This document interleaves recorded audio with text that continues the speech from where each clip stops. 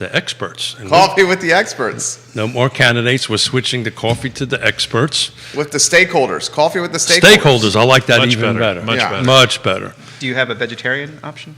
Do they make vegetarian coffee? Vegetarian steak Like a holders. tofu holder? No, I knew stakeholders. exactly where he was going. Sean Tubbs, that was If you have to explain, Dang it. you know. With It's not tofu. that was an How elevated do you- joke, Sean. I like it. Yeah, how do you do that? How do you convert that? You doing okay, buddy? Oh, I'm just checking. I'm just checking Checking. to see how shaky I am. Got it. You look good. Your shaky. nails are very nicely manicured, Sean. No, they're not. They're chewed off. I mean, these are really chewed off. I mean, oh wow, So you're we all kind of banged want up to talk there, too. election results, guys. Well, hey, Neil, how you doing today? I'm good. The manicurist is out. Neil Williamson, wait. guys, we know How from come the you're shorter than I am? That's Free Enterprise that's not right. Forum. Sean Tubbs, we know, is a guy that's been a journalist in the community for a long time, the president of Town Crier Productions. Just does a bang-up job covering so much in the community. Really enjoyed his real estate transactions coverage of late. Still got to write them. Yeah? You That's do a right. good job with that. It's someone's got to do it. There's a lot going on. How much time have you put into producing that? Depends. If I have distractions, a lot longer. But if I can Squirrel. just sit down with it's having someone who lives in my house that. Why'd you look at me when you distracts said that? and has no. Yes, but he's not watching. Are you watching, Rick? No. Rick, So- are you watching? Let us know. Rick's not watching. So I have to say, this is one of the funnest shows that we have on our Funnest. monthly. So which coffee? monthly. That's the sorry. one there? So I'm gonna double fist it. Oh, three people are double fisting over here. Yeah, because And the little thing that says milk on the top, by the way, Sean, just That's has all right. milk in it. So Oh, we got to let you we know. got people that are eager for the show to start. Why don't we rock and roll, J Dubs, when you're ready, and give us a heads up. James Watson, hello and welcome to the program. We love Hey, you, James. James. All right.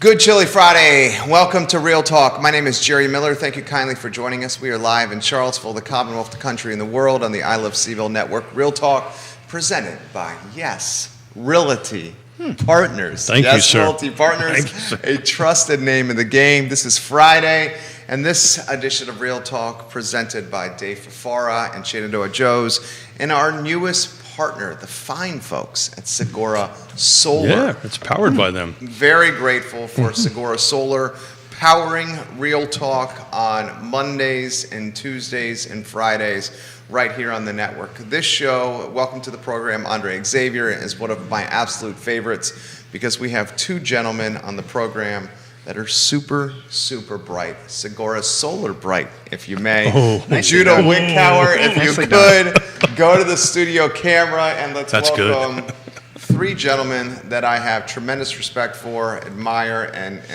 frankly, Sean, I'm going to say this to you, really enjoy your company. Oh, well, thank you. Town Crier Productions, everybody. Town Crier Productions. Everybody. He's the president of Town Crier Productions. He's the president of the Free Enterprise Forum. This gentleman is one of the principals of Yes Realty Partners. Good morning, my friend Keith Smith. Good morning, sir. I think Neil needs to give a shout out for his organization since Mr. Sean jumped in right away. I think you should do that. Certainly, shameless plug, Free Shameless Enterprise plug. Forum. Yeah, Yeah. Free Enterprise Forum. So we're calling this coffee with the stakeholders, and we have to come up with the vegan version of that and all that stuff. But what I want to talk about today is the Friday after the election. Kind of want to, you guys are stakeholders. You guys are in this stuff every day, and I just kind of wanted to talk a little bit about the results, talk a little bit what they might mean from the local jurisdictions, maybe from the state side of it, what it means, what we think it might mean at this table. Kind of put a little bit of a real estate slide on it, little conversation about real estate on it, and then for those wonks out there, I kind of want to dig into this redistricting that's got to be done by the end of the year. This is a big next step for most of the jurisdictions. So, Neil, you want to jump in any place? Sure. Number one of the things that I firmly believe is that elections matter. In the local area, The answer is not so much, since we had 9 of 12 elections uncontested. That being said, we had very strong turnout across the footprint, and I was, folks say, are you excited about the election? I was excited about the participation. We are a nonpartisan organization, and we believe engagement is critically important. And I was thrilled to see in what is called an off-year election, while there is a gubernatorial race, there was no federal race involved. An off-year election, we had such great participation. Yeah, absolutely. Participation was strong, especially in the back end, considering that it was raining, it was cold, there was parent-teacher conferences going on, people are Zooming from their basements. I was also impressed with that. We talked before the show started, a friend of the program, Mr. Fitzgerald Barnes, is in a dead heat. 1 vote in the Patrick Henry District of Louisa County. Did you see that, Sean Tubbs? Oh, yes. It's in yesterday's newsletter. A 1-vote margin right now with 24 absentee ballots, potentially, Mr. Tubbs, coming in today by high noon. High noon. So Gary Cooper will be there. And I mean, it's, there's that. It's interesting. And of course, in Louisa, Bob Babiock was also ousted from office, and so was, one that there was a school board race. Yes, Leah Puryear, who's been on. I think this would have been her 5th term, but she came in 4th in a race where the person who came in 5th, still got 4,500 votes, which is a pretty impressive showing for someone who did come in 5th. And remembering that the school board races in Charlottesville are nonpartisan. So there were no partisan associations with the school board, and there were the top 3 candidates will be seated as new school board members by popular vote. Mm-hmm. And of course, they've got a lot will happen, and of course, on city council, we didn't necessarily have a competitive race, but I think we all knew that was going to be the case. The Board of Supervisors is the strange one for me, because this was the first time in Albemarle County that there was 3 uncontested supervisor races, which is interesting. And I'll have an article coming out later on today that goes over some of what we're probably going to talk about today as well. Well, and the reality is there were uncontested races in Albemarle previously, but there weren't 3 uncontested races. I think Is that the largest number that's ever been? That's the largest number that in the 17 years I've been covering this. Yeah, I think that in the 2017 election, both Diantha McKeel and Ned Galloway were also unopposed that year. Ned Galloway has never faced opposition as an incumbent on the supervisor. He did as a senator, though. He ran as a Senate He ran as a Senate candidate and lost. He left the school board for that, didn't he? Yes, he did. He left. And one of the best things that can happen for a candidate, and they hate to hear this close to the election, is to lose. You learn a great deal when you run and lose. Some people at the table might know about that. Huh? That would be me. 2 boxes over. You just keep on rubbing it in, the time of unpleasantness. During the time of unpleasantness, I ran for office and lost. And you lost, and by losing, you won. To be honest with you, that's actually how he feels. I know. That is actually the truth on that. And I actually had a conversation with a candidate that lost. And I said, look, it was last night. I said, stay involved, stay on the other side of the table, right, and get engaged, because you bring a little bit of knowledge to it, and my hope is that person will do that. But I want to go back to Fitz, and I want to go back to Louisa County, and you 2 gentlemen can chime in on that. When is the automatic recount threshold for a board of supervisors? Will this force one? At the board level, Neil? At the board level, I'm not certain. At the state level, it is a 5% number, as I recall, from the state level. At the local level, I believe the candidate can ask for it, and but it's not automatic. But it's not automatic. And I will say that one of the more interesting things that had happened over the years, there was a race in Charlottesville, a Democratic nomination that I believe was 3 votes. And there was not a recount asked for. Yes, that was Fenwick and Bellamy, right, yes, in 2015? 2015. 2013. Yeah. So the losing candidate would have to pay for that, correct? Generally speaking, that's the rule. I don't know in Louisa County what the rules are specific to that jurisdiction, but it is the reality is that there are errors that are made, and it's kind of like anything, if you ask the question again and you recount, it could be that you find that there are more ballots for your opponent if there's a one vote differential. I think you have to wait until the vote is certified before you can do anything. One vote is bananas. Have you ever seen one vote difference? As I recall, there was Liz Palmer was 800 votes differential, and there was Jim Friedel who won by 32 votes That's in in his Greene County. second run in Greene County and lost by 38 votes in his third run in Greene County. Fitzgerald Barnes, 1,234 votes. William Woody, the challenger, 1,233 votes. 24 absentee ballots coming in by high noon today. Sean Tubbs, this is the stuff of dreams for content creators. Well, in this case, it's it's interesting because I am not on the ground in Louisa, so I'm not as familiar. I'm trying to become more familiar with it, but I'll be interested to see what Tammy Purcell has, the coverage that she has of this. If you don't know Tammy, she runs something called Engage Louisa, which is a community newsletter. So I'll be really interested to see what she has on Sunday when she publishes about that, because I don't know what the issues are. I do know that Louisa, of course, is a county that is certainly poised to grow, right between Richmond and where are we? Charlottesville. Thank you. And I think it's and there's a lot going on. None of these outlying communities are sleepy at this moment in time. So this is why I brought it up. This is why I tossed it out there. This is why I wanted to have this conversation, because, we've talked about it on the show all the time. Where's the next crozet? Where's the next growth area? Not crozet. It's not crozet. Sorry. Okay, where's the next growth area? And we constantly talk about Zion's Crossroads, and this one vote difference could make a difference, even though Fitz is not in the Green Springs district. He's in the adjoining district, which is up by Ferncliff, which is again that connector between Zion's Crossroads and this one vote. And talk about institutional memory, right? This would be he's done 7 terms, so this would be his 8th term. Right, and there are some that would suggest that 8 is enough. 8 years is enough, or 8 terms is enough. It's not like a TV series. Dick Van Patten. The idea, there's a lot going on in Louisa. Fitzgerald Barnes has been very involved with the Industrial Development Authority there. Oh. We have folks that are friends of ours that work with the Industrial Development Authority there. There's a lot of aggressive work being done on economic development in Louisa County. Yeah, there's the Shannon Hill Regional Business Park. That's exactly right. Yes. And of course, and they do have a lot. I think they have, whereas Albemarle has a 5% growth area, roughly, Louisa's is Less something less than. I did say roughly, but approximately 3,620. It's not that. But in Louisa, what is that number in Louisa?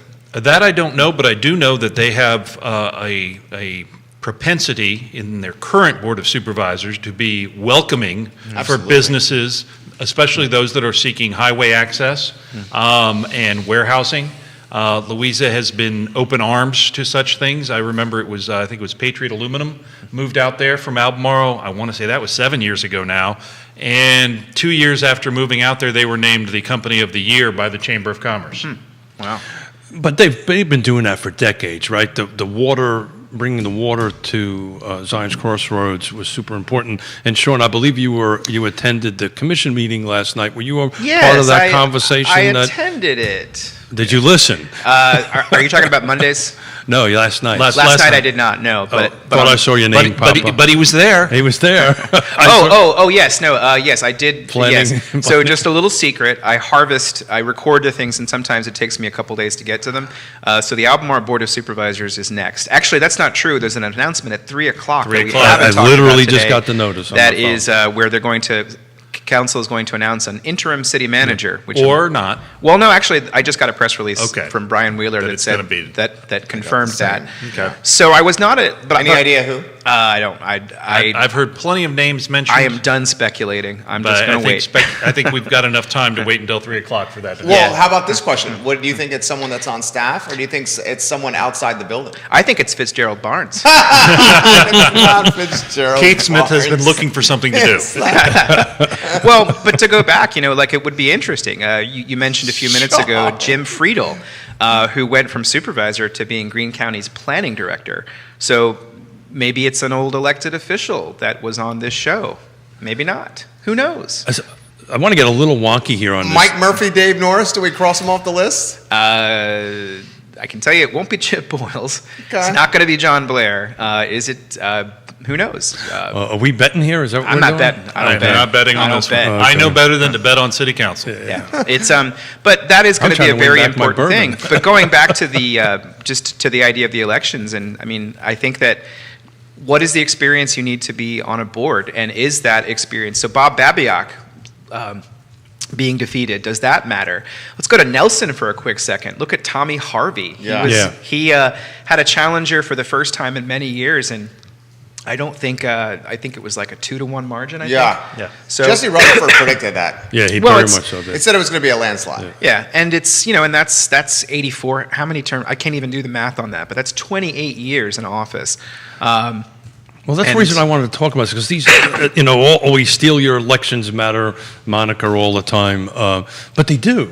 They really, honestly do, and all politics are local. We're going to talk about the state level here in a little while and what impact it might have on the local jurisdictions and economies and so forth and so on. But it really does matter, and some people will say, I'm going to take the opposite side of the contested race, which I personally believe all races should be contested, and I'm going to talk about Fluvanna County a little bit about that in a minute.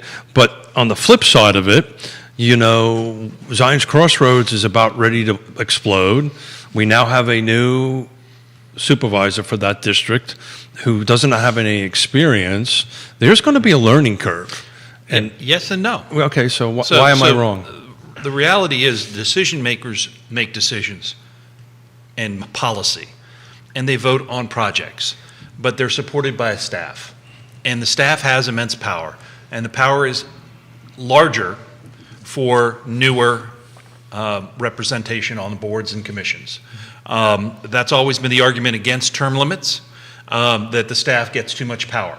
But I firmly believe that the number one, staggered races are important on boards. There is one board that I'm familiar with that has all of their elections at the same time. Really? Loudoun County. Loudoun County. And That makes no sense. 10 years ago, they elected what happens is it swings one way, and then it swings back all the way the other side. So there's no progress. What happens is it freezes it out. But it is what's interesting is 1 year, all but one, in this case it was Republicans that won, they held a meeting, they adjourned for lunch, they came back from lunch an hour early, the Republicans, which had a quorum, and they voted the then Vice Chair Democrat out and basically irrelevant for the rest of the term. It is staggered elections work, and the idea of maintaining quality staff is important. Staff doesn't make the decisions, but staff presents the reports, and applicants make application. So I think it's important to recognize there are a lot of people involved in this that aren't the elected officials. Well, that's the reason why there's the panic in the city. Let's face it, right? It's not necessarily from the elected side of it. It's from the lack of the staff, lack of the professional staff. And just to play off of that a little bit, Neil, as you and I have been doing this a while, at least 30 years from my end of it, it's amazing that I'll have a conversation with some of these newly elected officials, say 6 months from now, and they realize how much power they don't have, right? They go into it thinking that they can make all these changes. In reality, they can't. They don't really have as much influence as people think they do. Is that a fair statement? It is, and I have a former elected official who told me that on a 5-member board, they said, I'm 20% of every decision, good or bad. There you go. At the same time, though, it depends on who your city manager is, too. I think in the city of Charlottesville, for instance, I'm not going to name any names, but there have been councilors who have been very powerful in setting the agenda. And of course, now we have a new leadership. We'll have a new interim city manager today, but we also have 2 new councilors who are coming in, and that's going to change the equation a little bit too. And of course, there's lots of speculation between now and then about who will be mayor. And of course, whether they can retain the leadership that they do have. And of course, it's, elections matter, but it's also like just a new chapter. It's interesting right now to think about what's it going to be like to write about a locality which is going to be severely affected by changes in Richmond with a new governor, with a new Republican governor. We should talk about that. Yeah. And we'll get to that because, again, elections matter. And I think that in general, and I will say this, I don't mean to say this in a mean sense, but most people don't know how any of this stuff works. And that's kind of what I see my role is to help try to explain that without giving opinions. Town Crier Productions, baby. Crier Productions. Well, we're all El Presidente. I think I'm more of the janitor. No, you're the president. Well, I go through a lot of meetings, and there's a lot of... If you want to chat up Sean Tom's Wednesday evenings at Rapture, I hear he has a VIP seat there. Please don't tell anybody. Are you starting to wax your mustache? No. It's just starting to grow. Sean, you're looking good. I moisturized earlier, and I think it's just residual moisturizer. You're But I think I need glowing to. right now, Sean I think Tubbs. I need to start dyeing it, though. What do you think? No, it looks good. Oh, and I meant to bring my comb so you could see it all. Okay, fleshed out. we're moving on. Enough of the mustache. I'm sorry I started That should be the it. show. Me and my, Let's me have a and vote my on my mustache. big mouth. It is Mustache November. Anyway, sorry. Well, for me, it's been that way for 85 years. I'm going to shut up now. Let's not talk about the. We should talk about the swing in Richmond and how that's potentially going to. Sean, no, don't cover your face. Sean. Thank you, Sean. Everyone, look at the screen. Sean Tubbs. This is why we love him. So let's talk about that. We should talk about that. Yeah. So we this is regardless of one's side that they chose for. This is a pretty substantial sweep and a substantial change. We now have I believe the House is going to be up by 7 if that holds. 52 to 48. If that holds. Change from 55 to 45. Right. The Senate is already there. Right. 21 to 19. Right. Now we have the chief executive Youngkin in. Yeah. We have the next 3 seats. The top 3 seats are all Republicans. How is that going to filter down to the localities? What impact do you think that guys might have 12, 24 months down the road? I think you could say right now it's already started with the Attorney General. That's, I think, where you're going to see your biggest changes because the Attorney General, and I haven't had a chance to really keep track of it too much, but he's already indicating that he's going to hold localities to a higher extent in terms of making sure that they're prosecuting. That will be something that will be very close to watch because Mark Herring has been in that position for 8 years. And that, I think, is where you're going to start to see the first effects, at least in terms of rhetoric and conversation. Offer more insight into that. For someone like me, dumb that down a little bit here. So the Attorney General basically is the chief prosecutor for the state and also offers legal opinions based on what the interpretation of various codes might be. In the criminal justice area, I think that's where you're going to see a lot of at least rhetoric about that. On the civil side, there's all manner of things that the Attorney General's opinions kind of influence decisions that localities might have. You might go to the Attorney General to say, hey, can we do this legally? Because in a Dillon Rule state, there is that interpretation sometimes about what localities can and can't do. So that's another area to look at. I think that Youngkin came out swinging on. He ran a strategic campaign. But in terms of what he said during his victory speech, he named quite a few policies, and one of them, of course, is one that I'll be tracking pretty closely. There was an increase in the gas tax in the 2020 General Assembly, which has already paid into the transportation funds projects. Don't need to go too deep into that. If that goes, those projects will go forward, but how will that affect the way things have changed? I mean, we've had basically 8 years of one way of doing things. Now you're going to have a total revamp of the entire secretariat, which is a great word. I love that word. Secretariat. Yeah. The Secretariat won the Kentucky Derby. That was a horse. Virginia horse. Yeah, Virginia horse, that's right. And so I think that's, I think love this these show. are the things where it's, it is a new chapter, and it's already started. It is a long way away before January 15th when Youngkin will be sworn in. I want to get Neil in the conversation on this. Who? Jesse Rutherford and Fitzgerald Barnes, see the welcome to screen. the show. Hey, Fitz, thank you. Yep. Thank you for watching. And man. Jesse. Semper Fi, Marine. I need a monitor. So Sorry. inventory. We talk about inventory all the time, right? We talk about the missing middle. We talk about turning red tape into green tape. Could this change, Neil, at the state level, impact any of that? Do you see anything down the line that could potentially change that that dynamic, or is it a little too late to do that? Well, I don't think that you're going to see statewide destruction of red tape, but there may be some.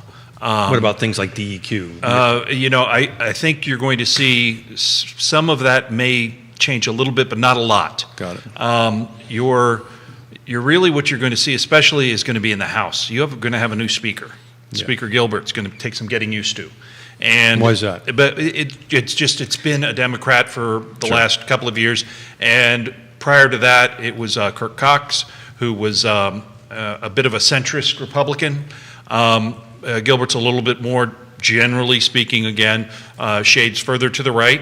Okay. And one of the things that is interesting is that our local legislative folks stayed the same. And so how you build coalitions is how you get things done in the General Assembly. Sure. And it will be interesting to see. There were some folks that lost that I didn't think should have lost, but did things that weren't smart during the campaign, and I'm not surprised they lost. Got it. But I think that the grand scheme of things for the state will be looking at those things that were on the agenda previously that won't be on the agenda now with the new speaker. The Senate was a bulwark against some of those things, and they were planning on bringing a lot of those things back under the previous speaker and with that majority, and that's just not going to happen. So what about purse strings? How is this going to impact purse strings? Well, it's interesting. The dollars that have been talked about, as Sean referenced, were the gas tax rollback, perhaps, as well as the grocery tax, which, growing up in the era that I grew up in, where it's the economy stupid, I think there was a page of that in the Youngkin campaign, and people it resonated. I will say that I think that the campaign itself is going to be a study for political scientists for at least the next 2 years, if not the next 10 years, for how the tightrope that Mr. Youngkin walked to retain what some would call Trump voters while appealing to independent voters. Yeah. That was it was a 16-point swing on suburban women. And I think huge. that's huge. Yeah. The idea behind it, someone smarter than me said that it was hard to get excited about a rerun. And I find that to be an interesting soundbite. So Who said that? I don't remember. It was that interesting. Let me acknowledge some of the viewers. Sure, please. Okay, so Ray Cadell is giving you guys some props. Ray, we love when you watch the program. Ray. Daniel Pettit, we'll get to your comments. Jesse Rutherford, we will Hey, get to Jesse. your comments here. Ray says, I appreciate all four of you guys. He says, I often play out-of-town wedding receptions with my band where the bridegroom and or sometimes the parents are UVA grads. Virtually all of them lament the growth here when they come back to visit. I'm not sure that has much validity since they don't choose to live here, but it's kind of interesting. Mr. Rutherford has got some comments for you guys, and he says, I think longer than 28 years. I believe he was referring to Supervisor Harvey. Yep. Yeah. Rutherford says he is one of the longest sitting Board of Supervisors in the Commonwealth. Well, I would contradict that. Don Weaver was 38 Well, years. Rutherford Sitting, I said think. one of the. Yeah, got it. Sorry. One of the. And he also did say sitting, Yeah. meaning active. Yeah. Isn't that how you would interpret that? I'm sitting. Yeah, I'm sorry. I'm active. Mustache Dan Pettit says, who are the real decision makers? How much outside money people have on the decision makers with their donations to campaigns? We know and Chris, we love you, and we love your family, we love your business. Mr. Chris Henry, Mr. Paul Chris Manning, significant donors. Sure. And in the local race and the governor's race. And that's public record. That's public information. Because elections matter. Elections matter. More comments coming in from Bill McKenzie. Mr. McKenzie is very passionate about the flum. As The future land use map. future land use No map. That acronyms. acronym sucks. I hate it. I hate it. as well. They needed to hire a PR firm. I- to help. that acronym is horrendous. Can a council and its boards continue to steamroll its city like we've seen so far? We know where he's going with that. And he also says, is the future land use map a high-cost city school realignment? I saw the question, but I do think, just to connect it back to the legislative question, a very big question is a $75 million. That's not enough money. For Buford. Well, this is the thing. One of the things that has been said is that it's going to cost an equivalent of 15 cents on the tax dollar, rate. yeah. But one of the things has been, well, maybe we can get legislation passed for a sales tax referendum. That I'm not going to make a bet, but the That's not chances gonna of that, happen. well, it's going to be interesting because that tool is used across the Commonwealth. And even in this last election, there were 4 or 5 localities where it passed. There was one where it didn't. You can read my newsletter later on today to figure out which ones. But one of the questions will Hey, be, by the way, do you have like a newsletter or something? I do. Just Well, checking. I love his I got to newsletter. push I this. do. But that's going to be one of the questions, is because the locality needs to have the General Assembly give permission to hold that sales tax referendum. Will that happen in a House of Delegates run by Speaker Gilbert? I'm going to say probably not, but we'll see. And that's going to be the question for Sally Hudson, who would probably have to carry that bill. Could she manage to get through? Will Sally Hudson be able to build the coalitions that Neil talked about? I don't think so. To get things done. It's going to be a tough road. Yeah, tough Yeah. sledding for tough road. Sally Hudson, who at one time was our tenant here in the Macklin building. Mr. Earl Smith ran for Board of Supervisors at one time. He's got a comment for you guys. see it. Current supervisors that have run, stakeholders in the community, these gentlemen are super smart dudes. If you want them to answer some questions, just put it in the feed. This is Mr. Earl Smith, who ran in the Scottsville district at one time. In my opinion, most locally elected supervisors or counselors do not understand they are there to advocate for the district they represent first, then the complete county or city. Knowing how to utilize information from folks like on your show, staff interaction, and local citizens, etc., to make competent decisions is a key skill to have. You have to understand how to network and convince others your ideas and decisions matter. What do you think, Neil? I'm first off, I'm a fan of Earl Smith. Me too. He's I love he's you, a Earl great Smith. guy. Yeah. But we do serve in a republic, and what that means is you're elected not to vote, not to take a poll every time you have to vote, Sure. but to vote based upon your convictions and the information presented.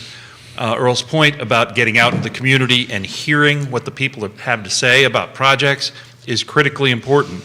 But I will say that there are times when supervisors may seem to be voting against their district, even though they're voting their conscience. So it's a delicate balance. It's a tough line, It is. because It is. we've been doing this a long We time. saw this with B. Lepisto Kirtley with the opposition to, was it RST? RST. The RST, RST development. yeah, She was that's the only correct. one that voted no. And that was because it was in her. It was in her district, and Her her district did not want it. That does not. Some in her district. Some Well, in her- yeah. Very, Yeah. yes. So- but, So, Mr. Smith is spot on. That's because he's a Smith and he's awesome. Earl Smith is A+ people. But it's a delicate line, right? Because what might be here's a prime example: Havana County, my home county. 30 years. I think we're within a couple of weeks of finally running water from the Department of Justice up to Zion's Crossroads. It's One more permit. Well, no, that's the JWR. Oh, okay. Yeah, So this is we're the gonna one talk from about the this. correctional This is- center? That's the one from the correctional center. That's from the correction center, which is a pitiful amount of water, to be frank with you. It's about 125,000 gallons of water, which isn't a lot. I don't know. which- That's a big water bill. Sorry. Can I talk now? No. It is my show, after all. You said okay? I could have fun. Oh, I'm sorry. I retract that statement. Okay. You are not allowed to have fun now. We're having fun. So Fluvanna's moving forward with a Piddly water plan. Thank you very much for bringing it back to the subject at hand. The point is that some district folks over the 30 years voted against it because it was in their district. But for the county as a whole, one just needs to look at Louisa, how important that was and how it benefited the county from a big perspective, from a tax base perspective. Well, go ahead. Go ahead. I just want to see, Neil wants to jump in. I believe that it is a delicate balance. It is. And the beauty of contested elections is that if you fall on the wrong side of that balance, the public has an option. Hey, I'm gonna, Chris Fairchild, dear friend of mine. Dude, I was just going to bring that up. Ooh. This is something that we need to bring up here. Yeah, so it's a dear friend of mine, known him for 30 years. Our families are tight and all this stuff. He was uncontested, right? The school board for that district was contested. Yours truly ran for that spot in 2009, and I lost that spot by 800 votes. It is only a 400 vote difference now. So in 10 years, the demographics of that district has changed somewhat. Whoa. And why that's important is that possibly the other side of the coin hasn't gotten its opinion out. So, I just think contested elections are so important because you can get both. This is why we did Coffee with the Candidates, right? To bring in these uncontested candidates to talk about their position. And speaking of Fairchild, for those that don't know, now Board of Supervisors in Fluvanna County, this gentleman is going to be very influential when it comes to density and development in Fluvanna County. He's the type of person he is. He's a type A class. He's just he will do this job 110%, 1,000 miles an hour, 110%, and do it well. You should tag him if you don't. I just tagged Chris Fairchild, Thank and you. frankly, his influence, and I'm going to get out of the way for Sean and Neil, you're fine. his influence could very much determine some additional rooftops in Fluvanna. Well, so we're back to districts now, right? And Fluvanna's really redistricting. Go ahead. No. When was the last time Fluvanna redistricted? Are we going to bring that up again? 20 years ago? No, hold No, on. less than that. You changed the number of supervisors. That's right. So guess what the conversation is now? We're adding supervisors. We're adding That's what we do, supervisors. because we take them away, we add them. And so now the conversation is we're going to go to 5 to 6. Why is 6 a problem, Mr.? 6 is awful. Sorry. I learned this from Neil Williamson. Well, that's on the table. Yeah, Well, if you like gridlock, 6 is great because you're going to end up with a lot of 3-3 votes. And So I had- 3-3 means... nothing gridlock. happens. Yeah. So I had I will leave names out of this. Yesterday, Mr. Neil Williams and I were texting about Williamson. this. Williamson, I apologize. I owe you more liquor, apparently. We were texting back and forth on the district end of it, and I had a conversation with a couple of folks at elected folks at Albemarle County, and guess they're looking at potentially changing the 6 to either 5 or 7, and I don't think it's ever going to happen. Is that true, Neil? The redistricting question will be on the agenda December 1st. That's exactly right. That's good to know because I think that's a time when as many people as possible should be involved in that discussion. Yeah. Because as we're a republic, I think that we probably should pay more attention to those types of issues. So And here's I think the weird the thing. council will see the same thing. Hopefully, I think that just the conversation. I don't know what should happen, but It I shouldn't look go forward to down that. in number. It should not drop Yeah, in number. it'll stay at 6. I'm pretty Yeah, sure. I'm okay. pretty sure. Why did they I'm go with sure. 6? Because this was on Wednesday, was it? In Fluvanna? Because there was 2 maps for 7, wasn't there? Well, I believe if I watched the board meeting right, there was a motion made on Wednesday night to add 6. I think that's floated to the top. Yes. Man, I'm gonna have to work all weekend long. Yeah. So the conversation about that, and I'll leave names out of it. I had a conversation with elected officials why 6 is not a good idea, and they kind of focused the conversation, and these were multiple jurisdictions about rezonings, right? But I said, well, time out. We had in Fluvanna County a school that kind of got held up. Water lines got held up for years because of a tie vote. A tie vote always makes the no side of a decision more. They empower them. They get an extra vote, and it's not only land use things, Neil. Unless I'm wrong, it could be anything from budget, CIP votes. It could be any other vote that requires board action. And if somebody is in the negative position on that, all they need to do is 3, and you get 4 out of it. Is that That's a fair way of looking at it, and I want to look at it on the positive side. Gary O'Connell was the city manager for a long time, and they were working on a project that was very controversial, then called the Meadow Creek Parkway. And every time there was any decision to be made, many times when I thought that it could have been made administratively, it went to council for a vote. And every time that vote happened, it was 3-2, and it moved forward. So it is, having an odd number, I think, is helpful. Dennis Rooker and Sally Thomas tried to tell me that if you have to work harder to get 4 to get a positive, that means government moves slower, and you should probably like that, Neil. And I thought, yeah, but I don't think it's really fair. Yeah. But they firmly believed that you had to build bigger coalitions in order to get 4 than if you had to get 4 out of 6 instead of having to get 4 out of 7. So that works well when the Board of Supervisors actually communicate with each other. Far often than not, they don't. Well, Right? Certainly, with City Council is a prime example of it. Fulvana County at one point in time had the same situation where board members were not communicating with each other. I mean, if you have and this was the conversation I had, if you make this redistricting now, which we need to talk about because this is weird, right? This is way off cycle. We're going to have a body that hasn't even been seated yet make a decision for the next 10 years. In other words, the existing boards. I don't think people realize this. Yeah. In some of the localities are pushing back against the regulation and saying, we didn't get the census data in time to do this. It's going to be pushed into 1Q of next year. But can they? I believe there are some that believe they can. John Tubbs. That might be actually, would that be an opportunity where the Attorney General, the incoming Attorney There you General go. might weigh in on that? Or would the sitting Attorney General have the opportunity to issue an opinion? Yeah, I mean, those are the things. Up until and of course, January 1. But all Then of it this gets comes. changed. But all of this comes back to trust, and does the electorate as a whole trust the decisions of what's Under been normal happening? circumstances, redistricting would be long done before the deadline to announce, which is in June. Yes, and I think that we've just been through very different circumstances. I think a lot of us are kind of forget this pandemic that we had. We didn't have town hall meetings. We didn't have in-person. Neil and I finally had an in-person campaign forum, which 2 people showed up at, which is cool. So let's stay on this district thing, for at least from my perspective. I want to You know. did a good job with that, guys. I don't know. No.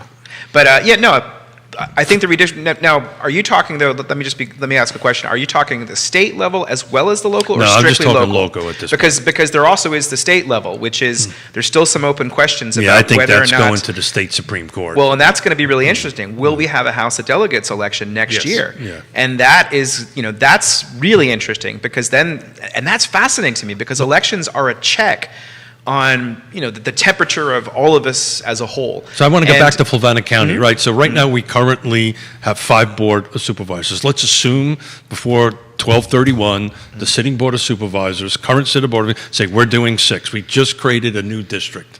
Who sits in that seat? How does that work? How does That's an open seat that can be, this happened in Greene County, I want to say 7 years ago, maybe 8. The Ruckersville district had too many people, the Ruckersville magisterial district, and it was split. And there was one that was called Midway and Ruckersville. And so that, in that occurrence, there was no one sitting in that seat until there was a general election. The current board does not appoint to an empty new seat. So when would the general election be if that happens in Fluvanna? It will be in '23. Yeah. Okay. So there will be a new district created by the end of this year without a representative in it. The representative will be the same until there is an election.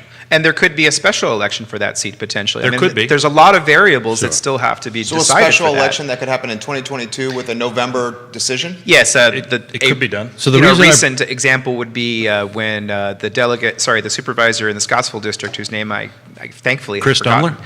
Yes, I'd actually totally forgotten his name. Jeez, I wonder why. Jane Dittmar ran for the special election. Actually, no, the board, it was a different situation. The board appointed. Keith, back to you, redistricting, Fluvanna. So the reason I wanted to bring this up is there is a misunderstanding out in the general public that if this extra district is done, the current sitting board of supervisors gets to fill it, and that is not correct. That's not correct. And that's important. There has to be a formal election, either a special election or it goes to 2023. Voters matter. Yeah. Voters in that district, regardless of what district they're in now, voted for someone. They will not be, that vote will not be taken away from them until a new district is created and there is a general election. In Sean's case that he mentioned, there was a seat that was vacated. That's a That's a different whole different situation. animal. It's a whole different But animal. this is a new construct. They could do a special election. Gosh knows we're Virginia. We vote every year. Well, So who's it's gonna not pay going to for cost it? us anything really to do it because you're already holding an election. So it is possible, not probable. My guess would be that you're looking at a 23 implementation date for this new district, but the people in the new district will have representation with their current representative. Well, I think it's important because there's discussions out there to think that all of a sudden, January 1, there's going to be 6 people sitting there. That is not the case. That's not going to happen until either 2022, if there's a special. There will not be anyone's sixth supervisor in Fluvanna until someone votes them in. Yeah. Jennifer Klein has Thank this you. comment. Earl Smith, we're going to get to this comment that's very good here. This is from Jennifer Klein. She says, to your point, take Albemarle County's Scottsville district. Earl, you're going to like this comment here, Earl, so listen to this one and offer some perspective. Jennifer says, take the Scottsville district. The representation that has to represent Scottsville is trying to identify with people in the town of Scottsville, where I live, in the Mill Creek area, and in the Glenmore neighborhood. These are 3 very different voting blocks.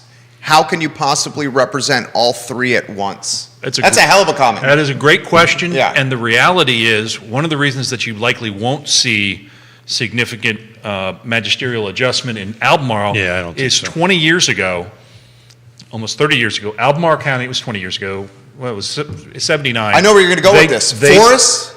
They determined that there would be a portion of the development area in every magisterial That's district. exactly right. And by doing so, when there's population growth as designed in the growth areas, all of the areas grow because it's constrained to the growth areas. Now, the opposite side of that is what she's pointing out, which is if you want to win the Scottsville district, you can lose the town of Scottsville, but you need to win the suburbs, and you're done. You've got enough votes just counting the heads if they come out and vote. Earl Smith, to be clearer, this is what he says. Yes, you may have to put another district before yours on various projects or issues per need, but you also need to be aggressive towards generating progress, improvements, services towards the district you represent. Again, these 3 men on your show today could probably give a top 3 wants or needs on any various county, city, etc. in our area, or know who to gather that information from. It's hard to work, but that's why you are there. And then Ms. Klein follows by saying the district should be cut into 2. Representation of the Scottsville district often forgets the town of Scottsville. And I'm encouraged. That's a fair comment. It is, but I'm encouraged. Albemarle County Board of Supervisors next week is going to have a joint meeting with Scottsville Town Council, if I'm remembering right, Sean. I'm still on this week. I can't even think about next I believe that's coming up next week, or I know it's in this month. But She's identifying CenturyLink as one of the reasons for these comments. Absolutely, and services are critically important. The challenge I have when I try and wrap my head around the idea of splitting that to 2, having rural representation, is the idea that if you have to come up with a when you redistrict, you have to come up with a statistically accurate and even redistricting. So you could have 1 supervisor from all the rural areas, frankly, and then split the rest up 5 ways perhaps. But does that supervisor, 1 vote, get anywhere? No. So the idea of having it as it is, where you have a portion of the development area, you do have to literally talk to people that are down in the town of Scottsville working their tail off on the river, and you have to connect with them as well as people behind the pearly gates of Glenmore. So the playoff of that. Who's working on the river? That comment was so good, Neil. Pearly gates. No, working hard on the river, and then the pearly gates, the imagery right there. Earl Smith, the Cale District has over 4,000 registered Democrats. The Cale District is the Scottsville's district version of Fairfax. I will say that Fairfax is the most populous county in the state and the best represented in the House of Delegates because of that. And it is fascinating to watch Fairfax and how Fairfax voted this time around and the challenges they had and the things that you're seeing some differing dynamics out of Fairfax and Loudoun, as well as Prince William, as you look at the election results. Where percentages matter in the election of individual votes, though, but Youngkin changed that percentage number a little bit. He ate into the other side, and that's how that math ended up coming his way. He won more rural districts by more, and lost more urban districts by less. That's right. That's exactly right. Well said. Well said. Sean Tubbs, jump in here. I got nothing. No, I'm just listening because I do think that, I think Keith has raised something I wanted to pay more attention to, so I'm just listening about the Fluvanna situation because it is very interesting. I thought you had meant the state, but you didn't send a rundown, so I didn't know. That's right. Carrie Rock, who's going to join us on the I Love again. Seville I show at apologize. 12:30. The founder of Do Good Seville has this comment. Any thoughts? Also, Carrie Rock, I think, is Army. He's Army. He's Army. Any thoughts on the new Attorney General and his proposed action to override local prosecutors if requested by the local sheriff and police chiefs? You talked about this. Talked about that. Sean talked about this. I think it's, there's so much right now, and I would just caution everybody, there's time to think about these issues and what happens. It doesn't all have to happen. We don't need to give an analysis about everything that's going to happen. But of course, you can read mine later on this afternoon by subscribing to Charlottesville Community Engagement. Plug. Content Slinger, hashtag Content Slinger. Please But I do subscribe think- so he can stop talking about it. But I please. do think And that's... the man's an entrepreneur. Yeah, He's I got love to him, promote love his him. business. Love I him to respect death. it. But that Love is him the to death. question, is that, in a democracy, there are these shifts, and we've talked about that a lot of what's been happening. And of course, there are places where there aren't shifts for whatever reason. There's a reason why nobody ran in the 3 districts in Albemarle, for And instance. what would that reason be? Because they know they're going to lose. But at the same... Or do they think that things are going well enough that they don't even... No, I There think are- it's Sean's first comment. Yeah. Because they I know mean, they're going to lose. Because, but then... Because how do you oppose the Democratic machine? It's not really much of a machine, though. That's the mean- thing. It's just, it happens to be demographics. You've got It 5 happens to be Dems on city demographics. council. You've got 5 Dems on board of supervisors. But let's think about, again, that's why I went back to the redistricting for the statewide. Let's look at the 4 legislators, the 4 legislative races in Albemarle, for instance. Ben Moses in the 59th spent over $600,000 to get a third of the vote.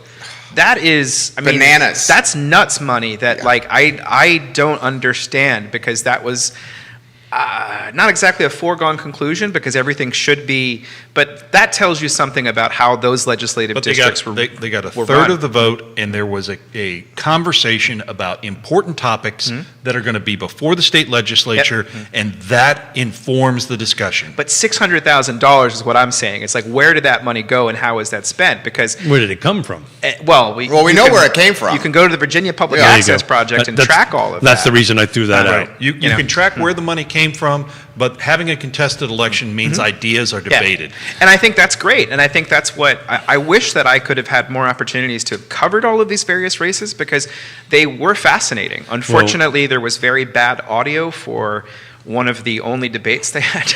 And But I if you wasn't want able to do it. see a really good conversation, you could go to freeenterpriseforum.org and click on the podcast button, and you can see Sean and both the Democratic candidate forum as well as the Charlottesville candidate forum. Yeah. And I'm hoping that, these guys are did a good job. questions. And I think that looking forward to 2022, and this is, again, an entrepreneur such as myself who really believes that people will pay to see articles about this. That's what Neil does at the Free Enterprise Forum, although it's a little different, the direction. He's got a These are different the model. but these are the conversations we should have about these fundamental issues, and hopefully in a way that leads to some form of common ground as opposed to fighting each other constantly. This is why I asked you guys to come on. This is my favorite show that we do. Without a doubt. Well, the idea of scorched earth versus building common ground, it pains me to see compromise being put out there as a bad thing. That's the way things get done. Sure does. Rachel's got this comment. And dudes, Where are you seeing? she makes a good point. Well, we're streaming to 15 Facebook pages. Yeah, I know, that's confusing. Sorry. Well, I have all the tabs open. Okay. She says, you guys have gone almost an hour and have not mentioned that the mayor is no longer going to be on council. Please identify the influence that's going to have on Charlottesville City. That's a fair comment. We should talk about that. I think it's fair. I think it's important to recognize anytime you have an election, you have an organizational dynamic change. Sure. So, especially if you have a strong personality, I don't think anyone who's been paying attention would say that the mayor is not a strong personality. I'd say that's an understatement. And I believe she would agree with that. Sure. I think she would. And so I think that change has yet to manifest itself across the new group of 5. But you have 2 organizational changes within the city. You have the elected organizational change, and they're trying to build a staff to go ahead and support them. And as we spoke earlier, the staff kind of runs behind the scenes a lot of the everyday operations of a jurisdiction. And then, it's just like a board, right? A regular nonprofit board or for-profit board, it's typically the staff that does all the work and the board gets in it. I kind of want to get back to this Fluvanna County redistricting thing. The reason why I'm bringing this up is important to play off of something Neil was saying earlier. If they go to 6, then it's potential, not this election cycle, but the next election cycle, one subdivision could have Lake Monticello could have 3 representatives on the board, and therefore direct how the county is going to go. And personally, I think 5 is the right number. I'm a little concerned Lake about Monticello, that. 4,300 rooftops. You got to say maybe 1.5 voters per rooftop. You're talking quick math right there is like 6,500 voters at Lake Monticello potentially. Well, while appreciating the executive director's, or executive producer's prerogative, I'm curious what Sean's thoughts are with regard to the mayor change. Yeah, please. Can we So highlight I'll that? just we'll finish that. We and I'll have drink my talked to coffee. Fluvanna over there, executive producer. What is this? Give me the knife hand. I think what we've seen is somebody basically embody the role of the strong mayor without actually having the role. having it. But, sure. one of the jobs of the mayor is to set the agenda for the meeting and to lead the meeting. So I think that's will be interesting to see who they choose of the 5. Is that really the case, though? Does the mayor, does the chairman of these jurisdictions actually set the agenda, or is that something that works its way up from the staff? I think it's a common. I mean, I think I'm that a talking good literally question? setting the agenda for the meeting and the tone of the meeting. council meetings. I think But she wasn't even doing that. Well, I think that's She was where, changing it on the fly. But I think though that it's And a once you get into question the of- meeting, she's got the right to do that. And it will be interesting to see if this comes up. Is that I don't, and I haven't watched all the city council meetings, but I'll get her in the mix here. Let me get Nakai in the mix. But I would suggest though that has there ever, and this is a question I don't know, but was there ever a time when there were 2 votes to end debate on anything? I think you can do that under parliamentary procedure. That was never done. So you had a lot of, especially recently, a lot of 10-minute monologues, if you will, that was certainly the mayor's prerogative to do that. But the question is that going to continue with whoever gets selected as mayor next time? So we ought to bring a parliamentarian in here one day to talk about exactly how that could be stopped and changed. But Neil, I mean, does the mayor control the agenda, setting the agenda? The mayor, generally working with the chief executive officer of any jurisdiction, will develop the agenda. There are some chairs and vice chairs that work on it together, and then the agenda is provided prior to the meeting, and the agenda in most localities now is actually voted on prior to right after the start of the meeting. That's a change in the last 5 years because things were being added to the agenda late, and folks were blindsided by it. The public was blindsided. The public as well as the councilors The councilors were blindsided Yes. by it. They openly said that on the dais. Yeah. And so the chair and the mayor, or the chair or the mayor, have the responsibility for developing the agenda. Generally speaking, they work with the chief executive officer or administrative officer of the locality. I like that idea of voting personally on the agenda. So at least, it's set and the general public can have an idea what's going to be on the agenda on that end of it. So any other questions on the feed? Well, I mean, people are asking us to continue with this topic Sure, right here. sure. Earl's got, Earl, we'll get to yours here in a matter of moments. Mr. Dan Pettit, you guys are going to like this. Sean and Sir Neil are great. They need their own show. Why is he a sir? Sean and Sir Neil are great. They need their own show. No. Literally, that was just put on the feed. Well, we're trying to bring them in once a month, and they've agreed to that. So we've got them once a month. That's from Mustache Dan Pettit, realtor with Real Estate 3, who I saw yesterday at the tennis tournament. Dan Pettit, I very much enjoy your conversation, sir. Earl Smith, question using the subject of CenturyLink. Knowing this has been a sore subject in Albemarle and especially the Scottsville district, is the supervisor allowed to spearhead support towards holding this company to the fire over bad services, etc.? Can a supervisor call for meetings with that company, FCC, SEC, and be a thorn in their side until the issue gets a credible solution? And this issue has been going on since 2013, so it's not just current problems or current supervisor. Wouldn't that be a matter for the Broadband Authority? I'm just curious. I don't. It wouldn't. Generally speaking, it's a full utility, and they're really starting with phone service. It's Okay. I can offer some perspective on this. Supervisor Thomas Miles of the Buckingham District, Thomas Jordan Miles III, has come on this show a few times. And this guy is legitimately, in fact, he's going to come on next week. He's legitimately scorching CenturyLink through social media and through rallying state senators together. And he's using the power of grassroots, boots on the street, movement and momentum to try to do collective bargaining and collective influencing. Sure. I am not, and this is just me talking, and I'm not knocking anyone, I'm just talking out, I'm not seeing the same momentum in the Scottsville about this. I've been aware of significant conversations between CenturyLink and members of the Board of Supervisors. Some of those have been public, some of those have been private. Okay. I don't believe this is something that is being, quote, ignored. Whether or not they're taking it to the public level that the supervisor in Buckingham is a different question. There are lots of ways to approach such an issue.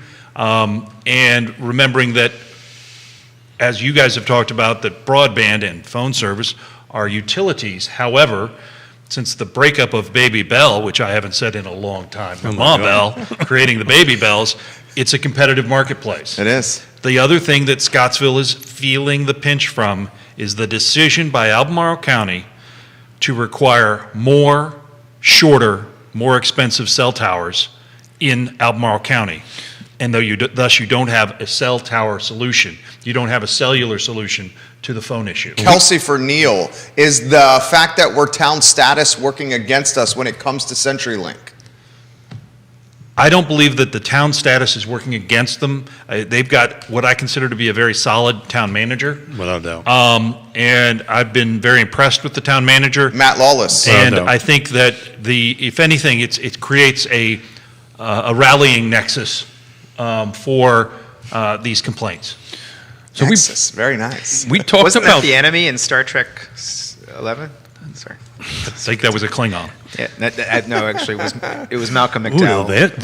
Hold on, we got Mist came in. Louisa County's, let's see who this is. I am flipping through 15 Facebook pages literally. So while he's doing that, the Louisa Tammy, is this Tammy Purcell? Sean and Neil, again, great show. Tammy Purcell, Thank you. great show. Sean and Neil that need their own show. I've hinted and elbowed and encouraged this. For about $10 this. a month on Patreon, you can see the one I do. All they would have to do would show up and talk and leave, and they could promote anything they want. Tammy Purcell, thank you for watching. Tammy is a great content developer, and I encourage everyone to read her stuff out of Louisa. She Would does you- Substack, right? Yes. Yeah. Would you call her a content slinger? Hashtag content. Hashtag content slinger? I 'Cause we gotta start copyright getting that. I Yeah, gotta no, copyright I think that. I came up with that, didn't I? No. I Check thought the it was me. database. All right. go to the tape. Go to Twitter. Go to Twitter. Is this where we do the Warner Wolf? Is this where Warner Wolf calls into Ma Bell? Check it out. Warner Wolf's on my Baby blog. Bell. Baby But to Bell. go back to Well, the Tower Ma Heights, Bell, we got the talked communication. cell tower heights. We discussed this with Diantha McKeel and Ned Galloway, and they admitted that this was an error on their part, and they're going to have to start looking at it. You know, Mr. Smith is asking some great questions, and this is what we love about this show. Earl Smith. We Yeah. get this feedback going back and forth, and there's a conversations I can watch by his fingers going. Oh, going dude, back. we're not even going to get to it all. Get to it all. But this goes back to, when elected, I've been saying this on the show for quite some time. This is a 40-hour a week job, if not more. And in order to really, get into it and represent your district, it takes a lot of time and energy And to do do you that. think that's a reason we don't see contested races? That is Yes. the reason I brought it up. But that's 100%. one reason I would love to see more legislators to How does more people involved I to didn't mean to handle interrupt. some of those things. No, that's all right. You're going to go where I was going to go. Well, okay, I'm just going to throw this out there. If it's 40 hours a week to be a board of supervisor, how does a Ned Galloway, who I love Ned, general manager, I'm not sure what the title is, of the car lots on Pantops. Sure.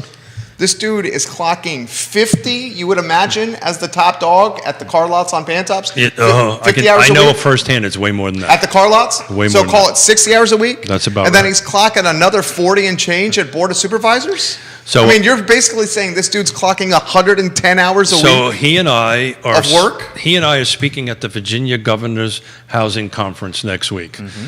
This afternoon, I made a hole in my schedule to go to his car lot to talk to him about it, because to make your point, his plate is just extremely full. So I needed to pivot my day to go ahead and go sit down, because we need to figure out what we're going to talk Well, about. and part of the reason that it's 40 hours a week in some cases is the electeds choosing, perhaps for the better, perhaps for the worse, to have elected serve on appointed committees.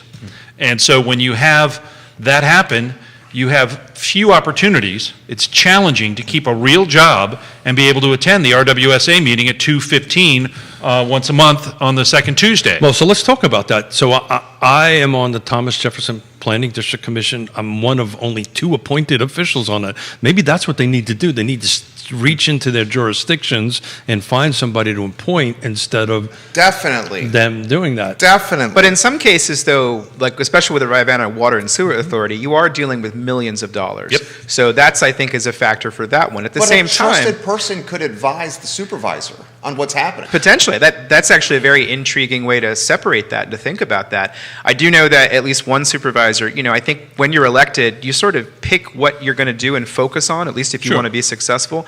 But I would just say, just to kind of talk about that, I did notice that the Louisa County Board of Supervisors meetings was less than 2 hours on Monday. The Albemarle County Supervisors meeting was what times 5 of that, I would say. And I think a lot of that is because in some cases, it'll be really interesting to see what happens. Again, we've been in this weird era. Albemarle and Charlottesville are still virtual. And that changes the dynamic of these meetings in a lot of ways too. And it'll be really interesting to see what happens when we go back to in-person meetings. Will they continue to be as long as the Albemarle? At least, well, that's sometimes the evening portion is set. But not that I'm complaining if any of them are watching, but there was 1 o'clock they start. They didn't get to any business until 2:15. That's correct. There's a lot of talking that maybe Is that talking from public comment or board chatter? board chatter. Got it. So, and I think that is, because that's the culture of that. One of the And- reasons the and city pronouncements. council, and pronouncements and proclamations and inviting people to come on, which can be really great. And but it's a choice that the board culture or the culture of that elected official, that elected body will do. All of those proclamations could have been on the consent agenda and been enacted, and the board chose not to do it that way. Yeah, and also too, just to go back and a shout out to the administrators in both Louisa and Fluvanna, their board packets are first rate They are. because it's every single piece of information. A lot of it is in there, and anybody can go back and look at it. Some of the information, I wish the city council was getting information that was as thorough as those packets, But they can't because of the openings. no, it's more of it's a culture of staff in But that let's go back case. to the city, because I know you guys got some hard stops. I never leave. What is the hard stop?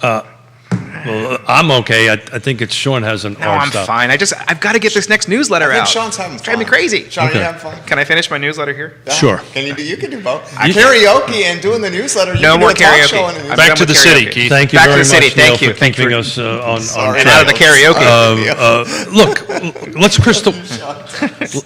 I think folks would like to hear this discussion. Let's crystal ball this a little bit, okay? Right? Let's just talk about this. We now have a new council sit. Are they going to be able to coalesce together? Will this group Yes. of people be able to coalesce together what kind of realistic progress, whatever one defines progress. I think the first progress is filling the job openings. Let me try to get this out still. What of a list of top 3 progress items that they can achieve within the next 12 to 24 months? Because, I mean, this is just a baby board. This is a baby staff. What can they realistically achieve? We should put a aggregated list together amongst us. Well, let's just say, I mean, let's not be entirely doom and gloom with the city. I'm not. Because I think in some ways, I mean, on November 15th, they're going to have first reading of the comprehensive plan, which is a significant achievement to have gotten us to this point. Probably should have been adopted 3 years ago, but that's neither here nor there. That's a decision of a previous council to go into where we are now. So that's a significant achievement. And before the year is out, the city council will vote to enact the comprehensive plan. And then we get into the zoning, where it will be even more fun. It's a reminder, Keith. So there's that, but there's also things such as, there has been housing developed. How much has been developed? It really is a lot of these vacancies, and really, the city of Charlottesville has lost a lot of people whose names you wouldn't know, people in the budget office, the social services director. Neighborhood development?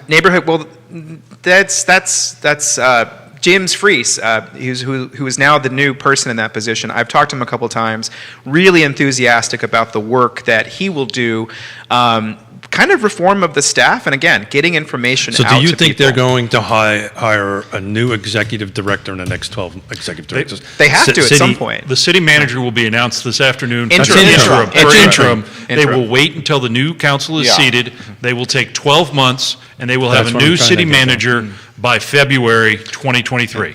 And that's what I'm trying to crystal ball here.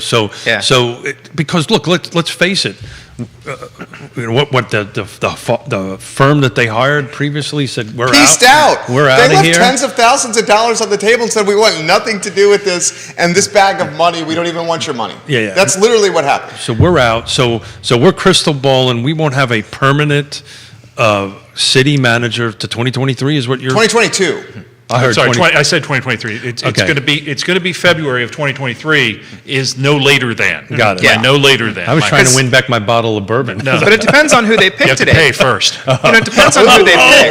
That's number 3. That was a good one, Neil Williamson. That was a good one. For those who don't know, I bet Mr. Williamson a bottle of future land use map back. And I lost. So I need to go after the show and pick up something for him. The number one priority for council at this point is to adopt a new strategic plan. So the question will be whether this interim city manager can get the 5 folks together to do that. And of course, that's actually one of the things I don't remember off the top of my head. I sent out questions to all the councilors asking a lot of these questions, which you can read as a paid Substack subscriber later on today.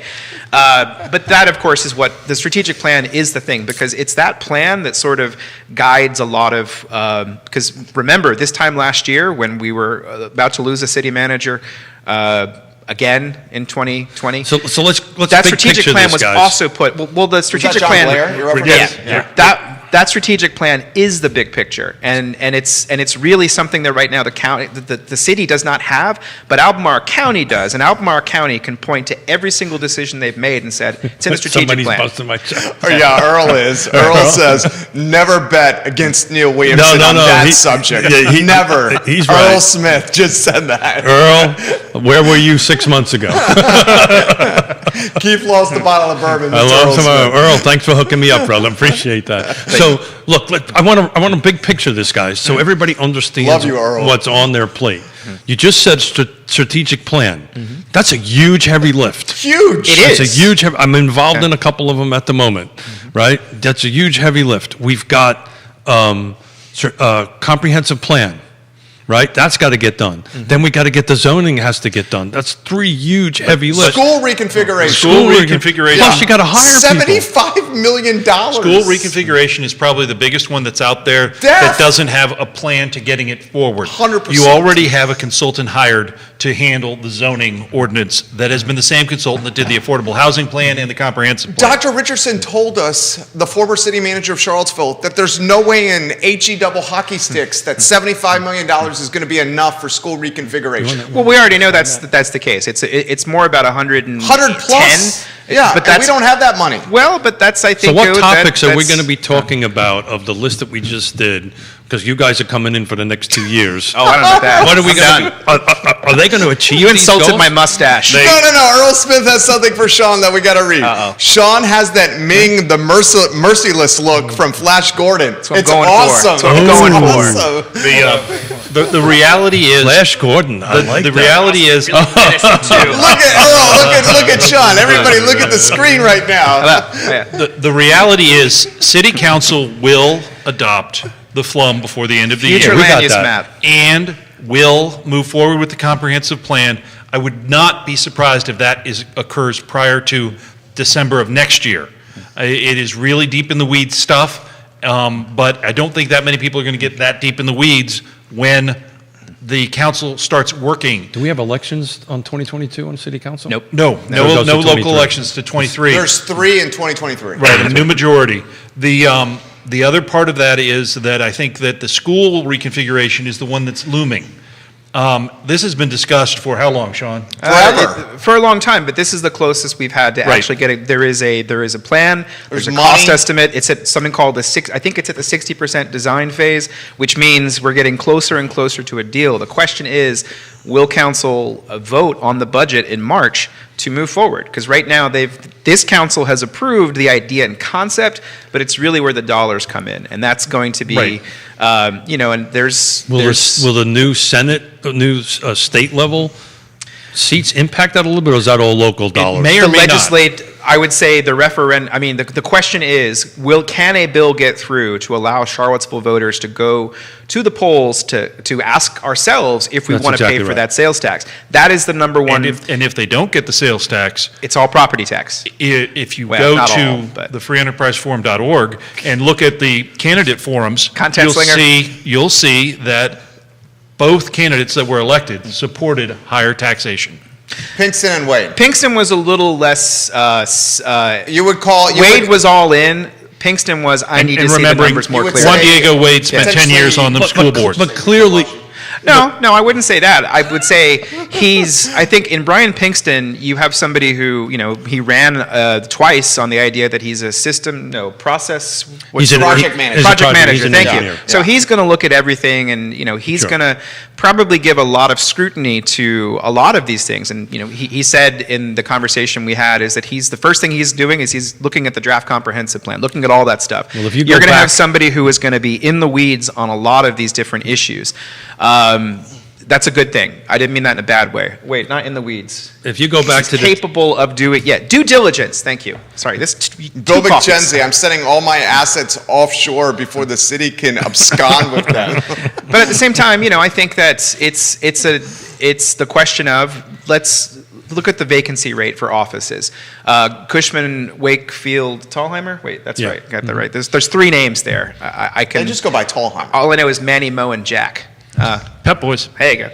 So look at we have all this office space that's coming online. At some point, office workers will go back to offices. Right now, they're not. Well, Dr. Scott Gottlieb said on CNBC today that the pandemic in January is effectively behind us in the United States. I worry when anyone says yeah, that. I would Yeah. worry at that. Vermont just posted its biggest numbers yesterday, 437, I think it was. So there's a lot of unknowns. But again, at some point. Yeah. I'm pretty clear about this from my perspective. We will be at a hybrid of some sort. They'll be required to come in for so many days. They can work at home for so many days. So it's going to be a hybrid. I mean, It already think is. about it. You got Mr. Joffrey Woodruff's Yep. code coming on market. Code. Apex. Apex. Coming on market. The 323 coming on market. Think about the positive of flex enrollment. Parking is all of a sudden Sure. not as big an issue because you're having this shift of time. And Jerry will get less parking tickets. That's true. I get 6 to 8 parking tickets a year. Fewer parking tickets. 6 to 8 a year. And interestingly, Hashtag. and I catch some heat for saying this. I'm going to catch some heat again. I don't mind saying this. This is a life Cost hack of right doing here. business. It's the cost of doing business. I get 8 parking tickets a year. They're $20 a pop. That's $160. The cost of one monthly parking garage is $135. I'll the pay math. I'll pay the $160 in parking tickets a year and park on the street. So Market Street enforcement is an area for revenue enhancement. I know, that's why. Hold on a second. I know the dude. I'm texting him. Why did I say that? So there's a lot of unknowns, but there's also, but the infrastructure is in place for the city to be a successful, thriving place. The University of Virginia why is is it still important? Why is it important that we're talking about the city, right? We have 6 jurisdictions, 5 jurisdictions that come around. Why is it important that we're spending so much time talking about the city? I'd rather talk about Albemarle and the other places. No, but why is it important, The Neil? city, The city's the brand of the region. the city is the brand, the city is the heart, Yeah. exactly the city right. is the soul. That's Yeah. exactly right. I will suggest that all of the other localities are fantastic in their own rights. Without a doubt. But when I go places, people ask where I'm from. I don't say Free Union. I don't say Glenmore. I say Albemarle. No, I say Charlottesville. So that's why that's important. And that's why we have to spend the time to have this conversation, and that's why it's important for folks to be engaged in it, and that's why it's important that I bring you two guys back, because I'm the executive. What am I, an executive producer? You're the casting director. The casting director. But to go back to what Ray Cadell said, if he's still watching, He is still watching. there's a lot of folks who say, he had made the comment in the chat about how UVA folks, when they come back, they don't like the growth. Well, Sure. the thing is that that's a sign of a Healthy we're economy. 2.5. Well, it's also geography. We're also 2.5 hours south of Washington. There's a lot of folks who have moved here during the pandemic. This is an attractive place for people to be. So, it's just, going back to the early days of when I started doing this kind of work, when I was at a different organization. The question is, we know the population growth is coming. The question is, how do we, all these different variables, how does that work? Neil? And UVA has to take some responsibility. UVA brings in these folks from places like Williamsburg, and they stay here. And they live here in homes. Yeah, and so that draws. Who would that be? Technically, I love Neil Williamson so much. You're a very humorous, funny guy. He's a Glenmore. I really do enjoy you, Neil. So this question's come in. Any info ideas about bringing hemp processing to Albemarle or surrounding areas? Great need and profits for that. Oils, food, fiber, etc. I see that. Yes, but I Yeah. don't see it in Albemarle. Well, no, there was a would agree with that. competition. So I think that there was competition for one provider about a That's year right. ago. Yes. And it went Fluvanna and to Albemarle County were going toe-to-toe Yeah. for that. So was Buckingham, I think. I Yeah. think, but those are the type, that's economic development. So That's when gonna we say be- provider, we're talking about grower? Is that what we're talking Processing. about? Or Processor. Processing. like a plant. Yeah, got plant. it. Not the plant that grows in the ground. Got it. Right. But Thank like you. an epicenter Got it. of Thank hemp. you. Thank you. And Production. there is a facility. demand for it. I would suggest looking at localities that aren't named Albemarle, that have highway access, Yeah. that those would be probably where property prices are a little bit better for industrial Are development. you saying Louisa County? I think Louisa County would be a leader in that Yeah. potentiality. I also think Over the Mountain would have a real strong opportunity because you can run it up and down 81. Little Waynesboro action. So Or- whoever that is making that comment in the feed, keep an eye on this Real Talk show. Well, I'm actually working on somebody that's literally looking at that thing to come in and talk about the production side of things. You should have Jason Amachi on your show, Industrial Hemp Coalition. Yeah. As the comment. Jason, is it Amachi? Am I getting that right? It's also, most folks don't know about that, it's a huge food component too. I mean, it can be used for just about everything. No, Well, I don't- Mustache wax? Yes. Potentially. Totally mustache wax. We'll do that. Potentially. Neil Williamson, President, Free Enterprise Forum. Sean Tubbs, President of Town Crier Productions. Keith Smith, Principal of Yes Realty Partners. Gentlemen, any closing thoughts, final words? This has been so fun. I love Keith, doing these. is your realty company, is it named after the prog rock band or? Yes. Yeah. It's my wife's And if initials. so, what's your song? What's your favorite? Daughters and wife's initials. It's Yeah. my. Okay, It's gotcha. It's my daughter. Both my daughter's initials and my wife's initials. And that's much better than the Albemarle Broadband Authority. Dancing Queen. But I think that's the coolest thing ever. It's also from my perspective. I'm a big '70s rock. I'm a Yes fan. So Yeah, no, it's good to, and thank you for your support of Town Crier Productions. Earl says George Washington was one of the biggest hemp producers He for was. sales and rope. way back when, that was a big cash crop here in the state of Virginia. Tammy, it sounds like Tammy. We should get Tammy Purcell Sure. on You here. should. We'll do it. Tammy Purcell's watching. We love you, Tammy Purcell. So, guys, I hope you enjoyed this.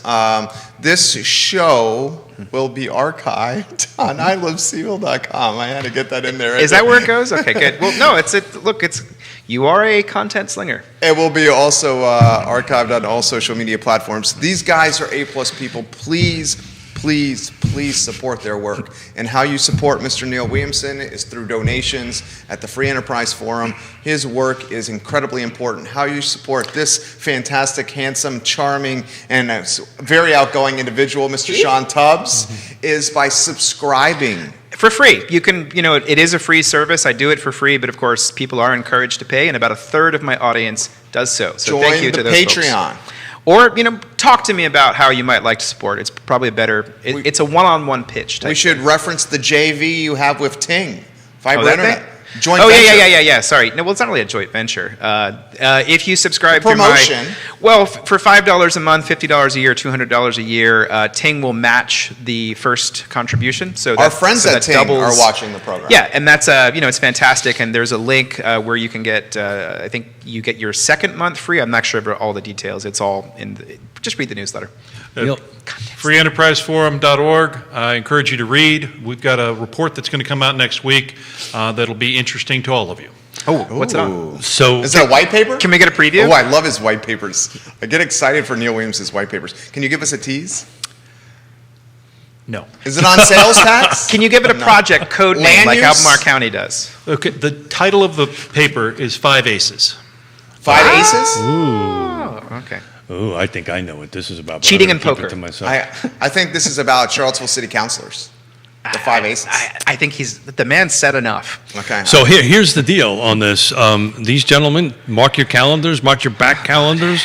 On the first Friday of December, they'll be sitting in the same seats here, and we will talk about that. So it's December. The new table, can you go to the studio camera? Oh, yeah, we Yeah, love the it. new table is great. Where'd it come from? Is Was- this a donut? Was Is this a donut? encouraged by Mr. Neil Williamson. Did you get it donated? Or Well, this is it the table I had upstairs on our second floor. It's very nice. And then Jude and I, and we're not particularly beefy or muscular individuals, Oh, I don't carried know. it down here from our second floor. Dude, it was brutal. It was that backbreaking. that does not sound like fun. No, moving is the worst, but it's helped the set. Keith Smith, any final thoughts or words? No, I just thank you guys for coming on. I love it when you guys are on the show. We have a ton of fun. The feed is a prime mean, it's en example. fuego, chico. Prime example of it. Thank you for doing this once a month. And yes, Sean, I will send out a run of show, which I did not do this time, but I will do it. But please mark your calendars for December 3rd, and we will talk about Neil's white papers. I can't wait, dude. I think it's about the city councilors. It could be. I'm going to take Mr. Smith's advice and not bet against Neil ever again. Never So- bet against Neil Williamson. Will you pay? No. He's gonna pay. He'll pay. You're gonna pay him that. I bottle will. of I wine. forgot. Yeah, I yeah, forgot. you can pay I him. forgot. Do you I have will. an idea of what kind, what brand? I'm gonna grab his hand and we're gonna go to the ABC store and fix it right now. Are you going to do it right now? There you go. All right, this is Real Talk, guys. Thank you to Segura Solar and Dave Fafara of Shenandoah Joe's for being a part of this program. The presenting sponsor is Yes Realty Partners. Trust the name of the game. 45 minutes, we're back with the I Love Seville show. Mr. Kerry Rock of Do Good Ooh. Seville is going to spotlight a winter clothing drive that is helping our community. Please watch that. He's a rock star. Kerry is a rock star. Thank you for joining us, guys. Take care. Good job, fellas. It was so fun. I'm sorry to have interrupted.